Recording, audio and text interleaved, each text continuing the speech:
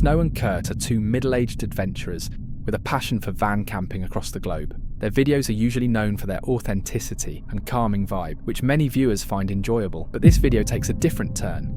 It kicks off with a sudden loud bang, and what happens next you'll have to see for yourself.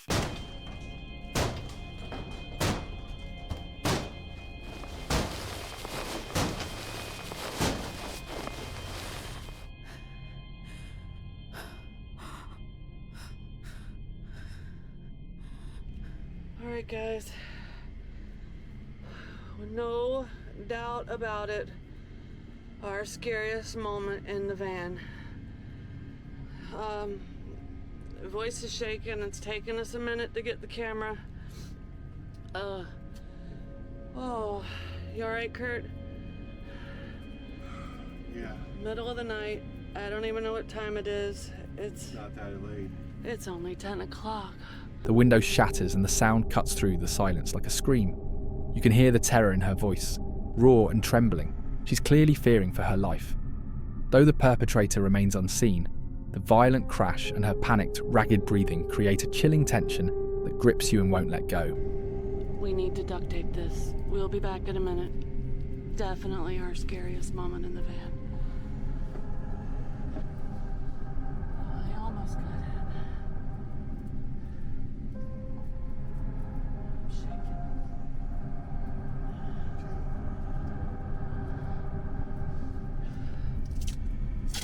Our kitty cats escaped the daylight out of them.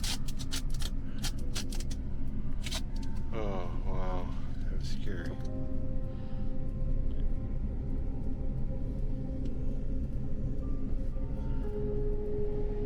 Alright. We gotta figure out what to do now. We, clearly, first thing in the morning, have to find a place to get a new window.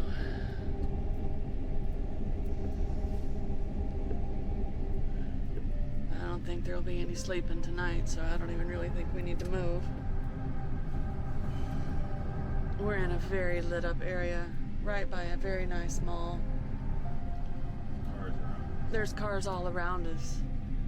There's cars driving by. It's not even 10 o'clock at night. They don't even seem to be in a dark or remote place. It looks like they are close to the centre of the town by the appearance of the buildings. Well, I can tell you I've never saw Curt move that fast. Well, I got hung in the bed and Blanket. then I just screamed out loud. He was yelling so loud and I looked out the window. My feet were caught in the bed and I just fell all the way down to the floor. Alright guys, we're feeling a little vulnerable. At least I am. We'll see y'all later. We're okay. Next we have this girl who took a video near a forest and uploaded it to TikTok. At a closer look, we can see a snake that was sneaking on her press assembly to attack. That was a king cobra, and they are very lethal. The girl was very lucky. Black Crag is a YouTuber from United Kingdom and likes to camp in the nature with his dog. He chronicles his hikes and adventures through a range of trails, forests and remote wilderness. In this video, he sets up camp on Souther Fell in the Lake District, a place shrouded in mystery, known for the legendary sighting of a spectral army witnessed by multiple people. But in this video, Black Crag encounters something else. It's Midsummer's Eve. The year is 1735, and a local man spies what he believes to be a gigantic army marching across the ridge of a nearby hill. This procession goes on most of the night, and the following morning he goes up to the hill and finds absolutely no trace of an army whatsoever. No footprints, no hoofprints. 2 years later, on Midsummer's Eve, several other people see exactly the same thing, a gigantic army marching across the ridge. They then proceed to tell other locals about what they saw that night, and nobody believes them. Fast forward 10 years to 1745, and 26 people witness an enormous army marching across the ridge of this same hill. And again, this went on all night, and the ranks were 5 men deep. And these 26 people that witnessed this army marching along the ridge of Souther Fell were deemed sober and respected. Today is Midsummer's Eve, and this is Souther Fell. It's also our room for the night. think what we're going to do is we're going to set up our tent here. This is the southern end of Sutterfell, because this one gives us the fantastic view out towards Blencathra right there. So without further ado, let's get the tent up. He pitches his tent and enjoys some meaningful moments with his dog.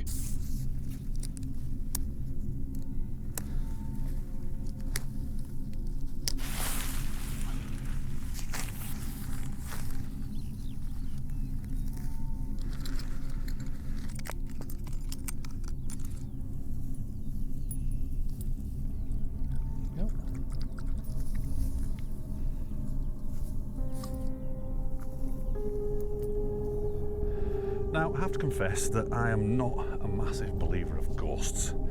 I mean, part of me does believe in the supernatural to some extent, or certainly unexplained things that can happen. I've had a few weird things happen in my life that to this day I still can't explain.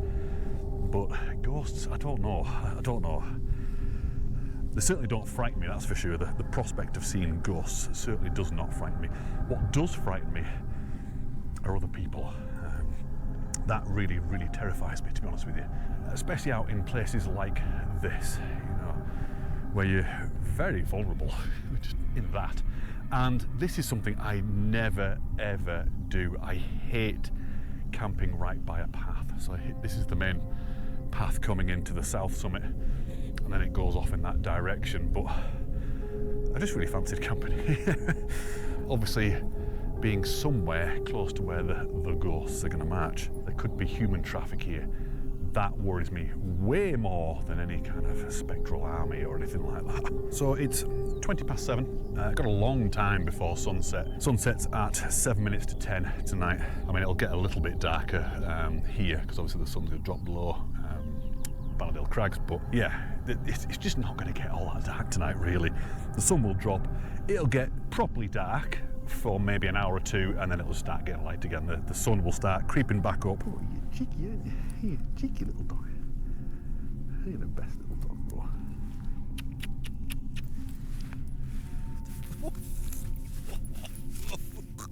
Why are you attacking me? You're supposed to be attacking the ghost army or something.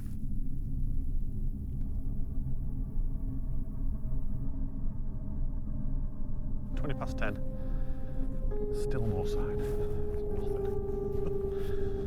And it's getting quite dark now. Moon's up, we can't see it, we can't even see me. Moon's up, all the planets is up, I don't know what that is, it might be Venus perhaps. Yeah, sun's down, it's not going to be down for long, it's going to skirt along the north there and pop back up almost in the northeast. So, damn army. You know what, I'm kind of joking about it now, but if I hear lots of feet marching and horses neighing and carriages rumbling, I'm going to absolutely brick it. Love it though, love being out here. Love being out here by myself. And yeah, out in nature, wonderful. Right, I've switched to night vision mode. Infrared on, and I probably look very, very strange, but I can't see anything now. It's kind of weird looking probably in this. There's still quite a bit of light in the sky there, but in terms of on the ground, it's very dark. You can see Finn. Yeah, so I've not seen anything. I've not seen not even a single soldier. Nothing, absolutely nothing. So that's okay. I think I'm going to head back to the tent now and settle down, get a little bit of kip, hopefully not get woken up in the night. I think it's going to be a very early start in the morning because it's going to get very light soon. Oh, not long at all. As Craig approaches his tent, he sees something that scares him. Oh, what the hell? There's a block stood next to my tent.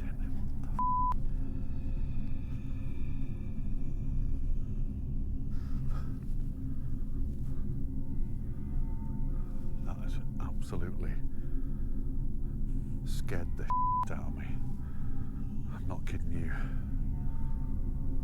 I was walking down there, coming back towards the tent, talking to you guys. I'm telling you right now, there was something somebody stood right here.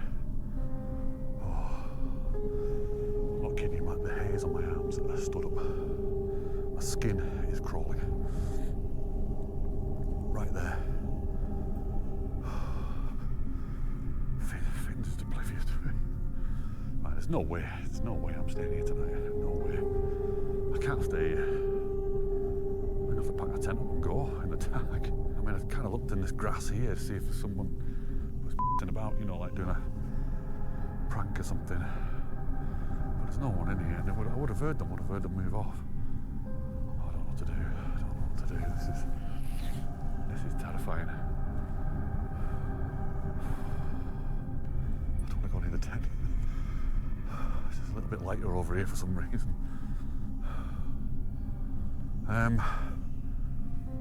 What to do? He returns to the tent and recounts what had frightened him. There you go. Okay, we're in the tent. I don't know. Honestly, I don't know what the hell I saw then. I honestly don't know. But flipping heck, that really spooked me. Really spooked me. We're just gonna try and get a bit of kip and see how we get on. Because I don't think I'll get any kip at all. I'm just paranoid all night. He returned months later in the same place and explained what really happened that night. And it's round about here. And how did I have it? So I was talking like this, blah blah blah, and I'm absolutely certain there was someone stood right by the tent, and that's why I was like, what the hell? So what I did is I got the camera and I spun it round like this and started to face forward and walk towards the tent. So I was kind of coming down here. It certainly wasn't boggy. It was nice and dry that night. And as I got to the tent, there was no one there. So I was still filming this whole time. Got here, like, right, okay, someone's messing about here. They're either hiding behind the tent or they've jumped into this long grass here. So I came over here, started looking in the grass. I think I might have even got my torch out at this point and shining it around. Nothing, nobody, absolutely nothing there at all. And no one around, just no one anywhere. So that really spooked me. And it wasn't until I got home that I played the footage back. And if you've seen the video, you'll see that it cuts out. It cuts out as I turn the camera around and start walking that direction. I was still filming then. I was still going towards that grass and looking and everything. And I didn't know until I got home that actually that footage, because you can't play it on the back on the, you can't play it back on the camera, it's rubbish. I didn't find out until I got home that the camera, for some reason, just stopped recording as soon as I turned around. However, and I'll put it on the screen now, I caught something. There was something stood by the tent. Something tall, something scary looking, but pretty much what I saw, you know. So what I saw was actually there. And I'm going to tell people this story. They always go, oh yeah, whatever. You know, the camera cut out, yeah, whatever. But it did. It actually did cut out. But it was, just watching that back at home. I sat in my little office and I had absolute chills up and down my spine. It terrified me looking at it. Next, we have Mohit Malik, who is from India. He is known for his camping and his exploration videos. This time he took a 24-hour challenge in the wild in Indian jungle, pushing his limits and embracing the wild.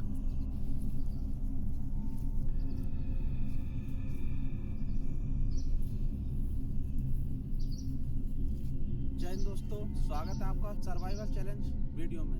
Guys, आज मैं आ चुका हूँ 24 घंटे का survival करने के लिए, वो भी ऐसे टेम्परेचर में जहाँ पे टेम्परेचर माइनस में जाता है रात को। तो बारिश का मौसम है, बहुत भयंकर ठंड है गाइस। तो यही चैलेंज होने वाला है। बाकी ना ही अपने साथ कैंप लेकर आया हूँ, ना ही कोई ज्यादा सिस्टम लेकर आया हूँ। कुछ कैंपिंग की बेसिक चीजें लेकर आया हूँ, जैसे अपने साथ ये वेपन हो गया, कुल्हाड़ी लेके आया हूँ लकड़ी काटने के लिए। और बाकी देखिए सामान लेके आया हूँ। आज का जो सर्वाइवल होने वाला है ना, His plan for the night: to build a shelter using just wood and plastic wrap. An unusual choice, especially when you're spending the night deep in the jungle. इसका यहाँ से ऐसे ये गेट बना दिया है। मैं इसको रात को ऐसे यहाँ से बंद कर दूंगा। ये इसका गेट हो चुका है। फिलहाल तो गेट को खोल देता हूँ और फटाफट गाइस लकड़ी का बंदोबस्त करना है मोन फायर जलाने के लिए। अंधेरा हो चुका है काफी, अब बारिश का पता नहीं कब दरवाजा है और ठंड इतनी भयंकर है। After completing the shelter, the video continues for about 20 minutes without much action, showing him preparing a simple meal. Once he finishes eating, he sets up a camera near the shelter, hoping to catch anything unusual while he sleeps. आज camera लगाने वाला हूँ।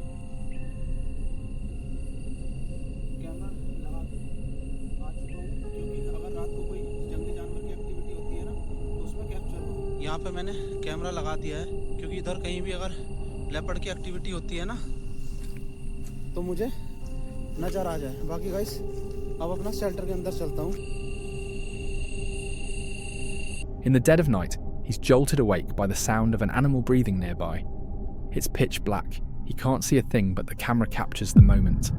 Thankfully, that was the extent of the encounter.